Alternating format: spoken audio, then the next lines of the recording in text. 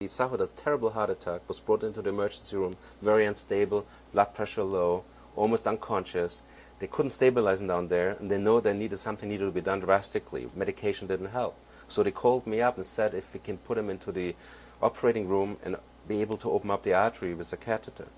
Now on the way to the laboratory, to the operating room, the patient's heart stopped twice and needed to be resuscitated with defibrillation.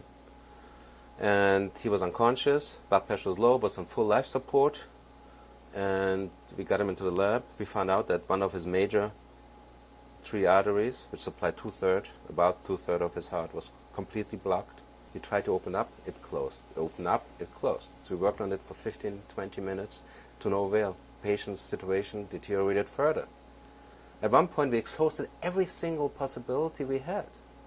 There was nothing else to do anymore.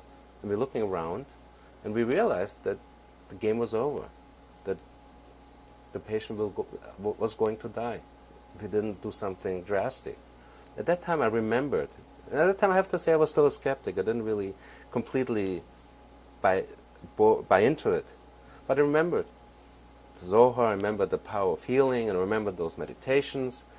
And with all my heart, I used these meditations, that technology, to bring the light force, that healing light force, what the Zohar talks about, to the patient.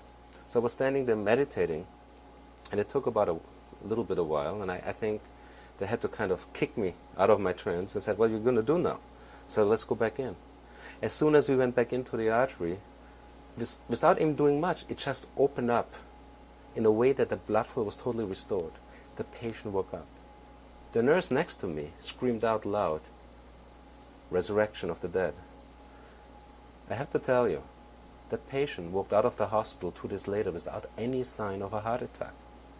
When we discussed this case in the medical conferences, we could not come up with a reasonable medical explanation what really happened, how someone in that stage could turn around so fast.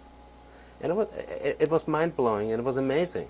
And I would say that this particular event, where I actually could see the power of this technology, the power of the Zohar working, actually, that was the pivotal moment where I really thought I need to use this technology more often. I need to really find out how it works and how it can help patients and people with that, make it available. Because everybody can use it. It's not an exclusive thing. It's powerful. And here it was, a patient who was supposed to die, who would be dead, if it wouldn't be for the meditation. He walked out of the hospital without any sign.